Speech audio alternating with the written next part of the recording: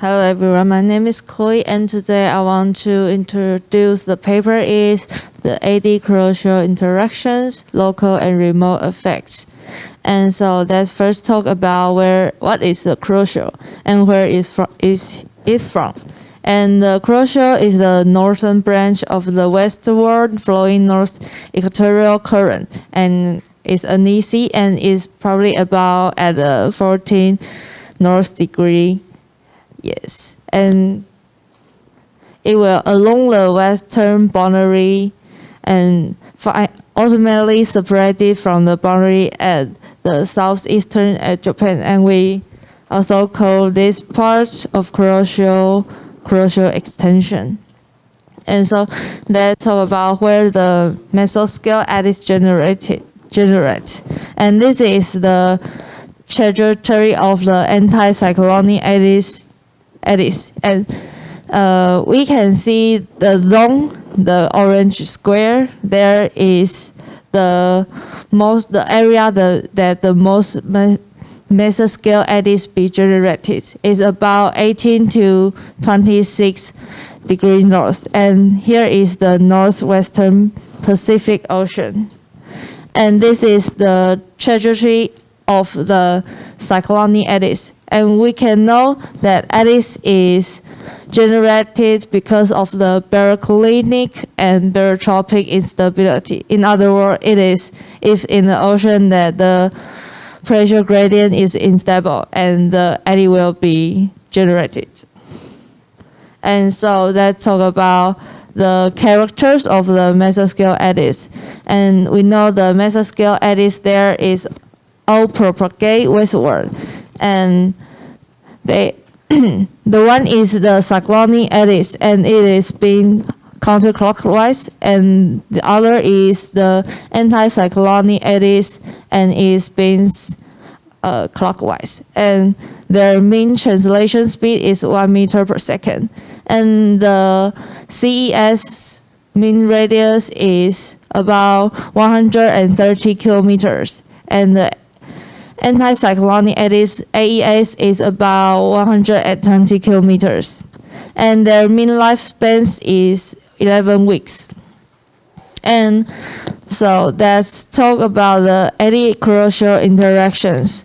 Here we will use the satellite data analysis and numerical model and KTV1 line sheet based and morning observation to study this we want to know. And we know that we also already know that the cyclonic eddies will decrease the Kuroshio transport. Like just give it one punch and it will be weakened. And the anticyclonic eddies will increase the Kuroshio transport, just like give it a buff, so it will be enhanced.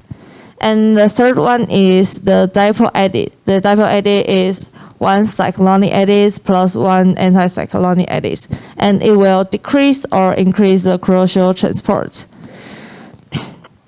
And in this figure, we can know that the water in the cyclonic eddy will diverge to all directions, like here. And so the water, so it will be to outside. So the deeper water will rise. So we can know the first is the sea level will lower and the isopycnol will rise. And in this picture, we can know that when the eddy propagate westward, the cyclonic eddies will weaken the sea surface and pycnocline slope here, and it will decrease the Kuroshio transport. And this is the land, and the red line is the sea level, and the blue line is isopycnol, and this gray arrow is the Kuroshio transport volume. And in the anticyclone eddies, the water will converge to the core, like this. And when it just converge, and then it will sink. And so we know the sea level will higher and the isopic node will lower.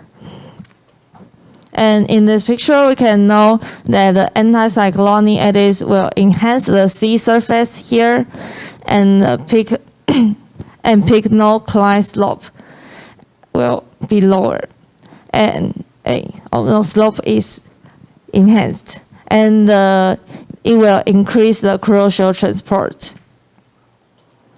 And now in this study, we want to use the observation and numerical model to explain the evaluation in velocity structure and hydrography during the interaction of eddies of both sides with Kuroshio.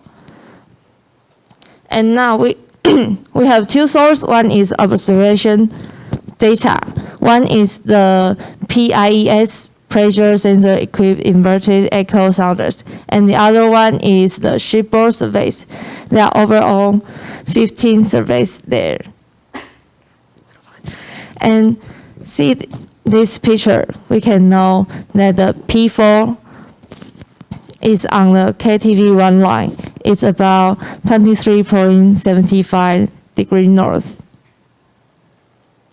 And the other data is the numerical model, and it is a three-dimensional numerical model, and it is domain is here. Here is the under is 5 to 40 degrees north, and there are three parameters here. The first one is the temperature. Is on this figure is the color shaded, and the second one is the sea surface height. We call it SSH. And it is the white contour in the centimeters. And the third one is the simulated current, and it is vectors. Because it is too small, so on this picture, it is like just a black dot. And the numerical model has 6 experiments. And they are just their locations here. They have the same latitude and the radius, and different in the initial latitude, and strength and polarity of the eddy. And the A1 here and C1, 2 here, they are different in center wind pressure. So in this form, we can know that the C1 and the A1 is the relatively stronger eddies, and the C2 and A2 is weaker than the C1 and A1. We can see this center pressure drop. You can just think that is represent the strength of the eddy. So if the value is lower, it is weaker. Okay, so then the C3 and A3 is similar to the C1 and A1, but different in the impinged latitude. And let's talk about the deformation of the eddy in the model.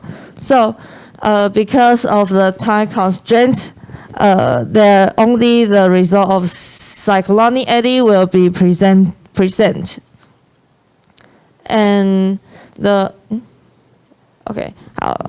so the left figure, we can know here is a cyclonic eddies here, and it is propagate westward and close to Taiwan.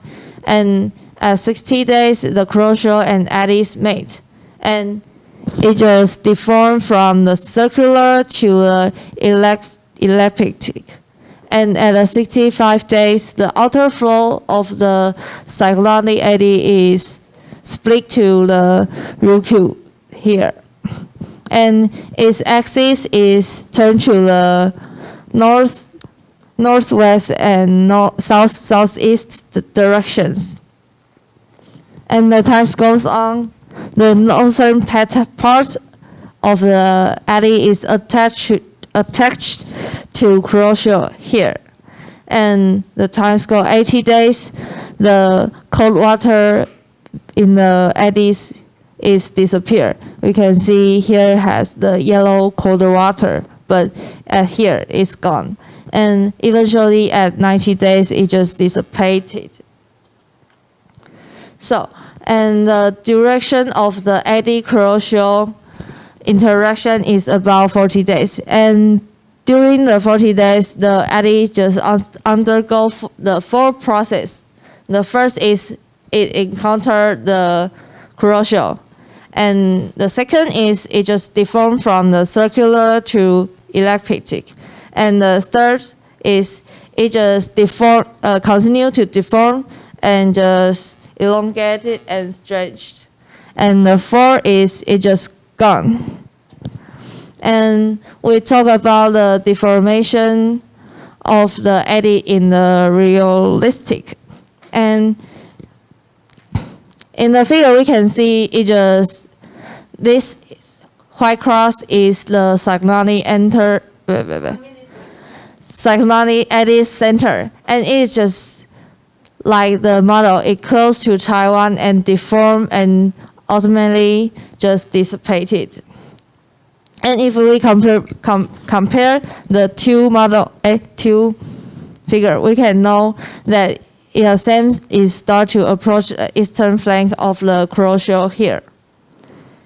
And the eddy is dissipated and distorted over the following 20 days.